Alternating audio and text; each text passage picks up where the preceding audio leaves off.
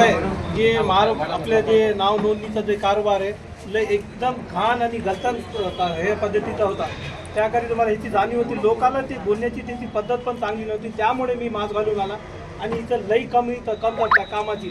ते बॅकहँडमध्ये काहीतरी वेगळंच करते आणि लोकांना वारंवार ते आज या उद्या या 15 दिवस या असं 2 वर्षापासून काही लोक आले तर ते सतत रडत होते. आणि ह्याच्या अगोदर पण मी आलेलो आहे आणि मी इथला कारभार पाहिलेला. हे लोक त्या पद्धतीने काम करत आहेत. आता एक आमचे सहकारी पुणे कुलकर्णी साहेब त्यांनी चार्ज घेतलेला आहे आणि कधी ते इथं आलेले नाही.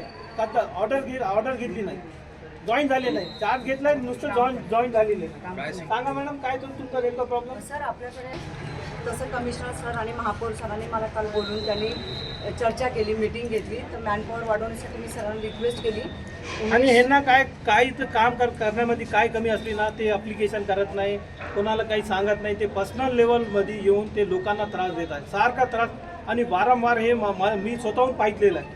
जे मला वाचते त्यामुळे मी आज मास्क घालून आलो होतो. हेच माझा उद्देश होता. लोकांना हे ते आता चांगलं काम करते त्यांनी प्रतिसाद मला दिले आणि मला अपेक्षा आहे की ते काम करेल. आज आपण आम्ही जे सूचना दिली बाबा तुम्हाला जे वाटते जे इक्विपमेंट तुम्हाला अपग्रेडसाठी पाहिजे ते आम्ही तुम्हाला सँक्शन करून देऊ. तुम्ही अप्लिकेशन करा जे तुम्हाला रिक्वायर्ड आहे.